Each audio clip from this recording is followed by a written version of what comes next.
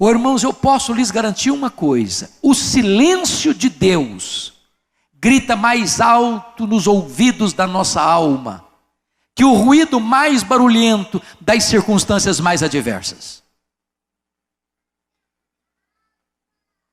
Talvez o maior drama que você esteja enfrentando seja este, de você estar aflito e clamando e chorando e jejuando e pedindo e insistindo, e nenhuma palavra, e nenhuma resposta, e nenhum sinal do seu favor. Pensem comigo na história de Jó, que foi golpeado nas 5 áreas mais importantes da vida: na área financeira, na saúde, no casamento, nas amizades. Ele foi golpeado, perdeu tudo que tinha, enterrou os filhos. A mulher disse: amaldiçoa o teu Deus e morre. Os amigos vieram e se tornaram consoladores molestos. Esse homem está chagado.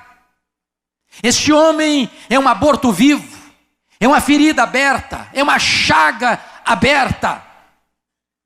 E no auge da sua dor, ele ergue aos céus 16 vezes a mesma pergunta: por que, meu Deus? Por que eu estou sofrendo? Por que a minha dor não cessa? Por que eu não morri no ventre da minha mãe? Por que eu não morri ao nascer? Por que os seios da minha mãe não estavam murchos de leite para eu morrer de fome? Por que o Senhor não me mata de uma vez?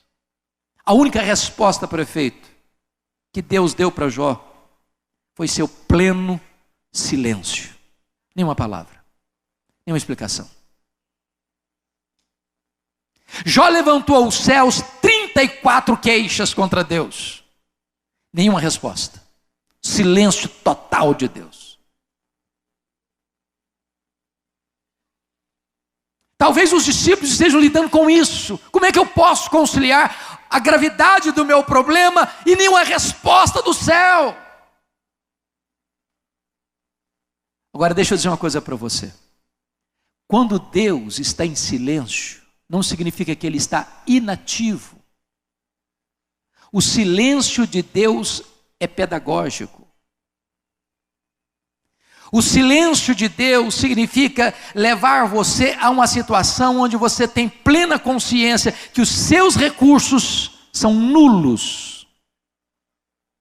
E quando você chega à plena consciência de que você não tem como resolver, você não tem recursos na mão para resolver, então Deus age soberanamente, Deus age sobrenaturalmente para que toda a glória seja dele.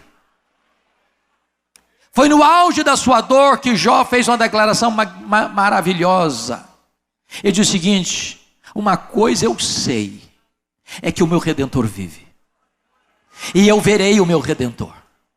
E esse Redentor inspira canções de louvor nas noites escuras. E de repente Deus começa a se revelar para ele na sua grandeza, na sua majestade, no seu poder. E Jó começou a botar a mão na boca e disse: meu Deus, eu te conheci só de ouvir, mas agora os meus olhos te veem. Por isso eu me abomino no pó e na cinza.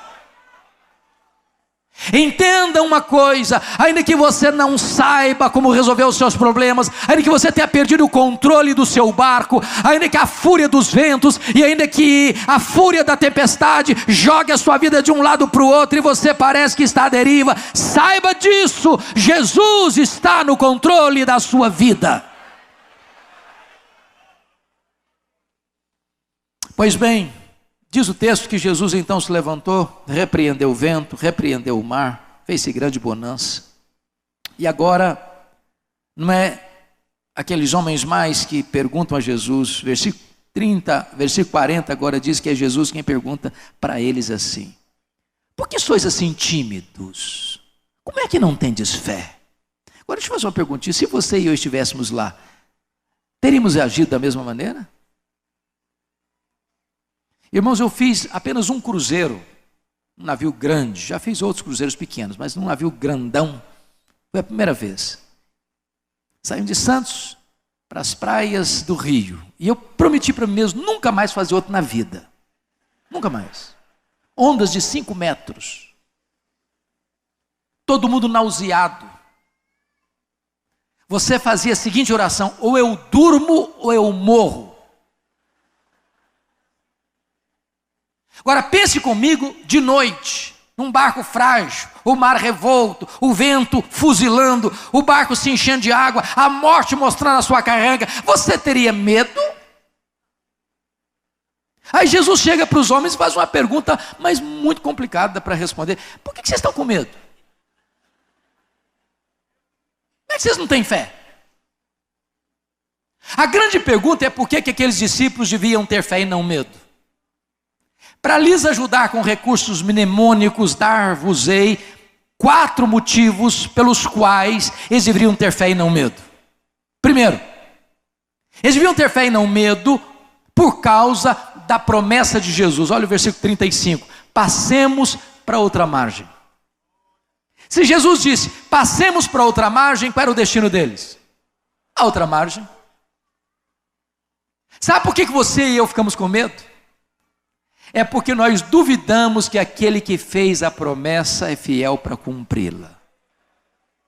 Promessa de Jesus e realidade são a mesma coisa. Ele vela pela sua palavra em a cumprir, e nenhuma das suas promessas cai por terra. Ele prometeu e ele é fiel para cumprir. Você não precisa estar com medo, você precisa ter fé. Segundo motivo, por que deviam ter fé e não medo? Primeiro, por causa da promessa. Segundo, por causa da presença. Jesus está dentro desse barco. Mas quem é Jesus? É o Criador do vento, é o Criador do mar, é o Criador do céu, é o Criador da terra, é o Criador do universo, é aquele que sustenta todas as coisas pela palavra do seu poder, é aquele que está no trono, é aquele que tem as rédeas da história em suas mãos, é aquele que tem controle e domínio sobre a natureza. Se Jesus está naquele barco, aquele barco não podia afundar com o Criador, porque a criatura não pode ser maior do que o Criador. Sabe por que você e eu ficamos com medo? É porque nós não temos plena certeza e consciência da promessa que ele fez. Eis que eu estou convosco todos os dias, até a consumação dos séculos. Ele não disse eis que eu estarei convosco, não. Ele disse eis que eu estou convosco. É a presença de Jesus, irmãos. Não é porque somos fortes. Não é nem porque tem dinheiro, viu, filho? Não é porque tem dinheiro no caixa, não. Esse negócio aqui vai para frente é porque Jesus está nesse negócio. Esse negócio vai para frente porque Ele é o comandante. E de repente, eu não estou desestimulando dar o dinheiro não, estou querendo é que sobre o dinheiro mesmo. Mas a obra de Deus sempre caminhou nessa dependência. Porque no dia que eu tiver muito recurso, sabe o que vai acontecer? Eu corro um grande risco de confiar no meu recurso. As instituições religiosas mais ricas do mundo estão morrendo. Tem muito dinheiro, tem muitas propriedades, tem tesouros 1000. Só que o dinheiro não leva a obra de Deus avante. O que leva a obra de Deus avante é a consciência de que Jesus está presente. Ele está presente. Vinac vai avançar. Vinac vai continuar influenciando o Brasil e o mundo. Enquanto for mantida esta visão da dependência de Deus e da pregação genuína do Evangelho de Jesus Cristo, essa obra vai avançar.